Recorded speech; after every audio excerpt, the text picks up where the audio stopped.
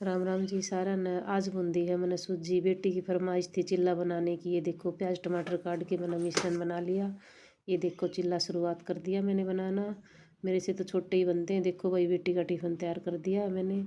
भैया देखो मेरे से तो बनते हैं ये छोटे छोटे ही, बड़े मेरे से नहीं बनते क्योंकि ये मेरे से बड़ा बनाती हूँ ना तो टूट जाते हैं।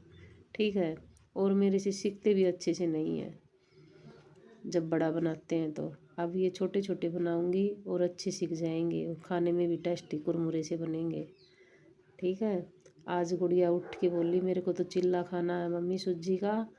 तो भाई गुड़िया की फरमाइश कैसे ना पूरी करूं। स्कूल में जाती है बेचारी सुबह सुबह, तो मैंने बना दिया। फिर भाई मैंने हमारे लिए भी बना लिए, दोनों के लिए। बड़ी बेटी तो मेरी बाहर रहती है तो घर पे तो हम तीन ही सदस्य रहते हैं, तीनों के लिए